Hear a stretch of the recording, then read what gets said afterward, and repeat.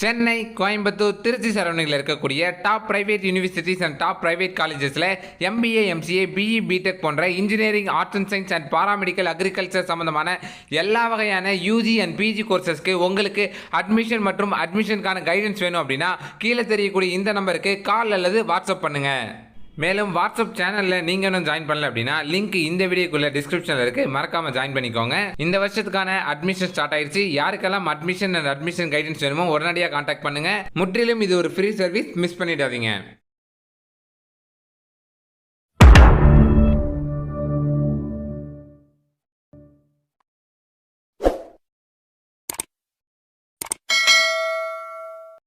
Hi guys, நான் தான் docking Tamil எக்ஸ்பிரஸில் இன்றைக்கி என்ன அப்டேட் பார்க்க போகிறோம்னா, டான்செட் 2025 எம்பிஎம்சிக்கான ஆன்லைன் கவுன்சிலிங் ப்ராசஸில் எம்சிஏக்கான மார்க் வைஸ் கட் ஆஃப் தாங்க பார்க்க போகிறோம். அதாவது கடைசி 5 வருஷம் 2020 2024 வரைக்கும் எந்தெந்த பெர்சன்டேஜ் மார்க் எடுத்தவங்களுக்கெல்லாம் எந்தெந்த காலேஜ் கிடச்சிது அப்படிங்கிற மார்க் வைஸ் கட் ஆஃப் எம்சிஏக்கு தான் இந்த வீடியோவில் பார்க்க போகிறோம். வாங்க இன்றைக்கி வீடியோக்குள்ளே போகலாம்.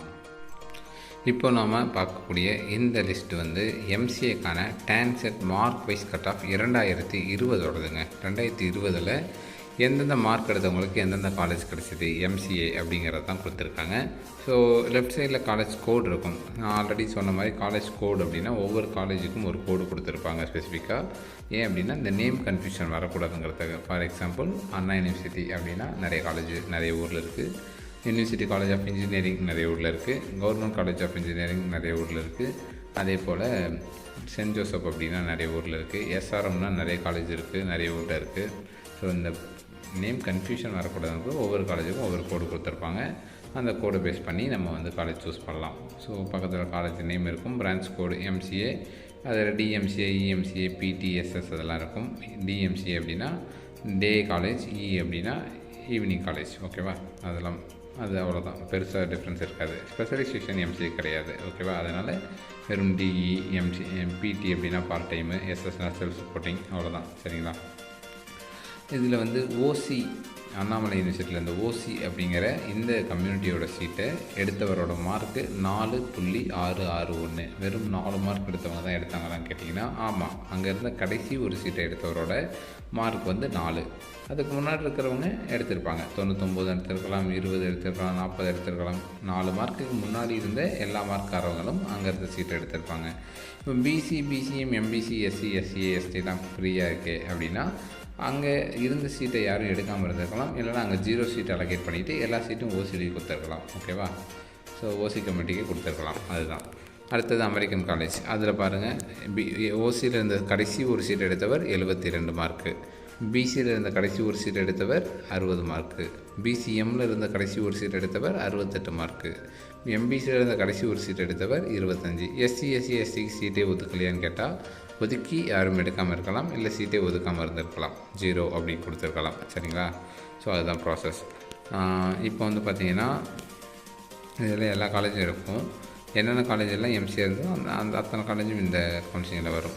கவர்மெண்ட் காலேஜ், ப்ரைவேட் காலேஜ் எல்லாருமே வந்திருப்பாங்க. இப்போது கவர்மெண்ட் காலேஜில் வரக்கூடிய அந்த ஒரு சீட்டு எக்ஸ்ட்ரா இருக்குது, பெண்டிங்கில் வருது, 0 யாருமே எடுக்கலை அப்படின்னா அந்த சீட்டுக்கு என்ன பண்ணுவாங்கன்னா அது கடைசி வரை அப்படியே தான் இருக்கும், யாருமே எடுக்க மாட்டாங்க. ப்ரைவேட் காலேஜில் இருக்கிற சீட்டை என்ன பண்ணுவாங்க அப்படின்னா மேனேஜ்மெண்ட்டில் கொடுத்துருவாங்க. அது எஸ்டி சீட்டாக இருந்தாலும் சரி, எஸ்சி சீட்டாக இருந்தாலும் சரி, பிசி சீட்டாக இருந்தாலும் சரி, எந்த கம்யூனிட்டி வேணாலும் தருவாங்க மேனேஜ்மெண்ட்டில். பட் கவர்மெண்ட் காலேஜில் அந்த ப்ராசஸ் கிடையாது. சரிங்களா? ஸோ இந்த மாதிரி எல்லா காலேஜும் இருக்கும். இப்போ இதில் 1D அப்படின்னு ஒன்று இருக்குது. அது வந்து எம்சிஏ டே காலேஜ் அப்படின்னு சொல்லுவாங்க. 1ESS அது வந்து ஈவினிங் ஷிஃப்ட் அப்படின்னு சொல்லுவாங்க. ஓகேவா? அடுத்து 2006A பிஹெச்டி காலேஜில் அது 8 எம்சிஏ. 2006S அப்படிங்கிறது செல்ஃப் சப்போர்ட்டிங் எம்சிஏ. அது என்னங்க 8 செல்ஃப் சப்போர்ட்டிங்? 8 கொஞ்சம் ஃபீஸ் கம்மியாக இருக்கும், செல்ஃப் சப்போர்ட்டிங்னா கொஞ்சம் ஃபீஸ் அதிகமாக இருக்கும்.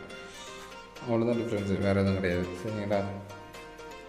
ஸோ அதில் எடுத்து அவங்களோட மார்க் என்ன அப்படிங்கிறது தான். இப்போது பிஹெச்டி காலேஜில் பாருங்கள், மார்க்கு 97, 95, 93, 90, 31, 87 இந்த மார்க்கு.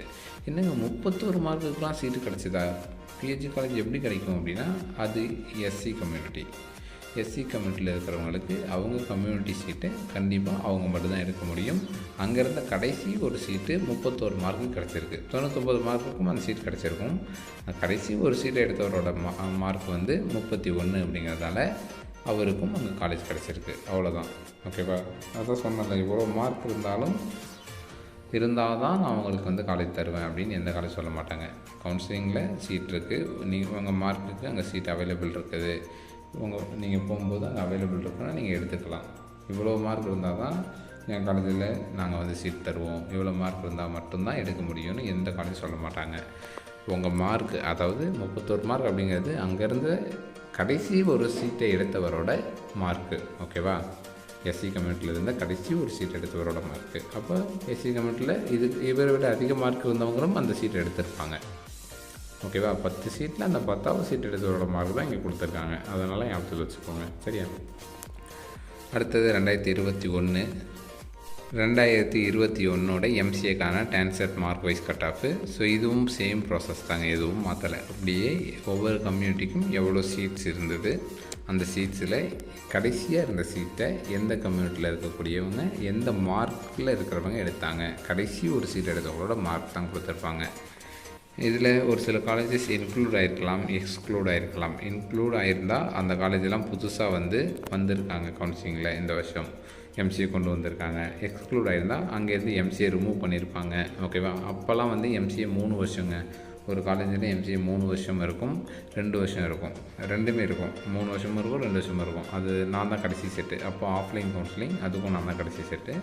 லேட்ரல் என்ட்ரின்னு ஒரு ஆப்ஷன் வச்சுருந்தாங்க. லேட்ரல் என்ட்ரி அப்படின்னா இந்த கம்ப்யூட்டர் சர்வீஸ் ஓரியன்டாக படித்தவங்க, பிசிஏ பிஎஸ்சிஎஸ்லாம் படித்தவங்க டேரெக்டாக 2வது வருஷம் MCA second year third year மட்டும் படிப்பாங்க. இந்த மற்றது படிச்சுட்டு வராங்க இல்லையா, ஃபிசிக்ஸ் கெமிஸ்ட்ரி இங்கிலீஷு தமிழ் இந்த மாதிரி படிச்சுட்டு வரவங்கலாம் டேரெக்டாக வந்து அதை எடுக்க முடியாது. பிபிஏ படிக்கிறவங்க அவங்களாம் வந்து எடுக்க முடியாது. அப்போ என்ன பண்ணுவாங்கன்னா பிகாம் பிபிஏ படித்தவங்களாம் ஃபஸ்ட் இயர் தான் எடுக்க முடியும். எம்சிஏ 3 வருஷம் படிப்பாங்க. ஆனால் உங்களுக்கு அந்த ரூல் இல்லை. ஆன்லைன் கவுன்சிலிங் எப்போ வந்ததோ அப்போலேருந்து எம்சிஏவும் 2 வருஷம் தான் கொண்டு வந்துட்டாங்க. அதனால் மேத்ஸ் படிச்சிருந்தால் நீங்கள் எலிஜிபிள் அப்படிங்கிற மாதிரி கொண்டு வந்ததால் 2 வருஷம் தான். ஸோ அதனால் உங்களுக்கு பிரச்சனை இல்லை. இப்போ ஒரு சிலர் வந்து அப்போ என்ன பண்ணாங்க அப்படின்னா, அப்போ ஆஃப்லைன் கவுன்சிலிங் 2 ஸ்க்ரீன் ஓடிட்டுருக்கும். ஒவ்வொரு ஸ்க்ரீனில் ஒரு ஸ்க்ரீன் 2வது லேட்டரல் என்ட்ரி, இன்னொரு வருஷம் ரெகுலர் என்ட்ரி.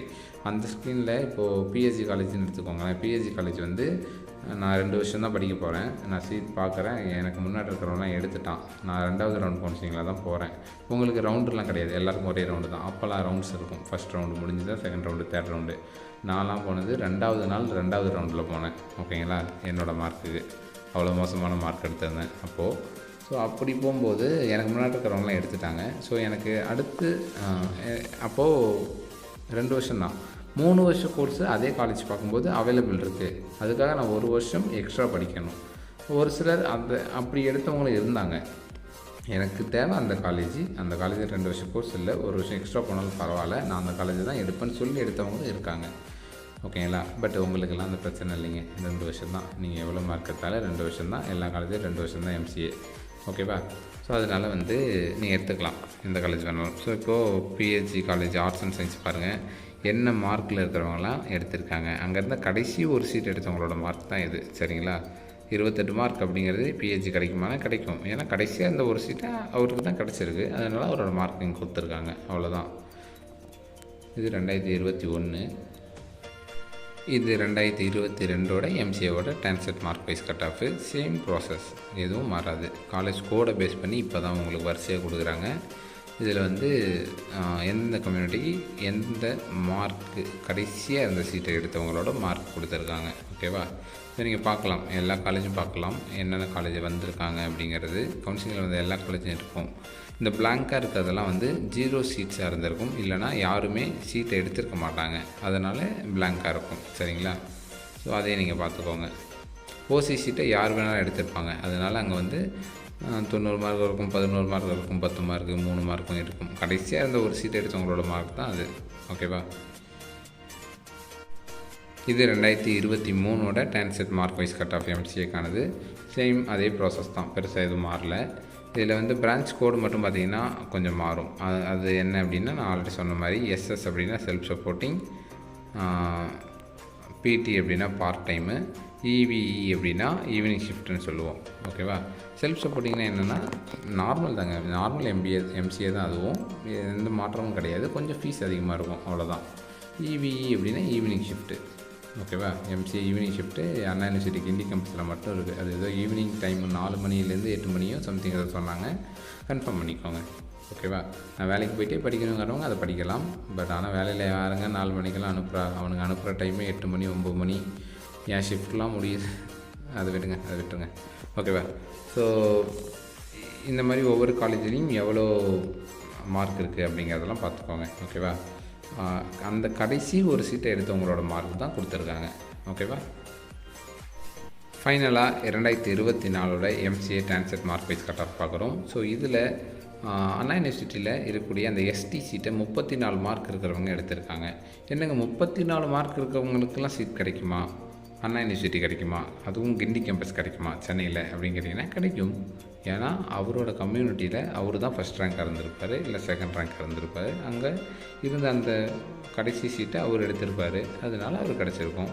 99 மார்க் எடுத்த ஒரு சிலர் கிடச்சிருக்கு. நான் 98 எடுத்திருக்கேன், எனக்கு கிடைக்கல. 34 கிடச்சிருக்கேன்னா உன் கம்யூனிட்டியில் இருந்த சீட்டை உனக்கு முன்னாடி இருந்தவன் எடுத்துட்டான், அதனால் உனக்கு கிடைக்கல.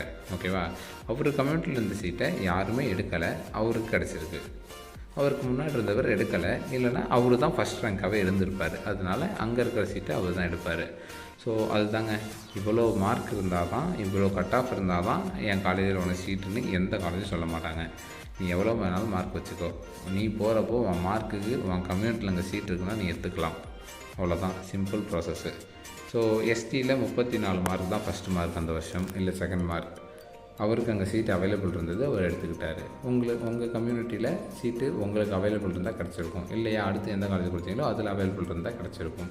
அப்படி தான் உங்களுக்கு வந்து கவுன்சிலிங் நடக்கும். அதனால் எவ்வளோ மார்க் இருந்தாலும் கிடைக்கும். அங்கே உங்கள் கம்யூனிட்டிக்கு சீட் அவைலபிள் இருந்தால், இவ்வளோ மார்க் இருந்தால் தான் எடுக்கும்னு எந்த காலேஜ் சொல்ல மாட்டாங்க. சரியா. இது 2024 transfer mark wise cut off. 2025க்கானது நீங்கள் எல்லோரும் எடுத்ததுக்கப்புறம் வரும். அதை நான் அடுத்த வருஷம் வீடியோக்கு சொல்லிக்குவேன்.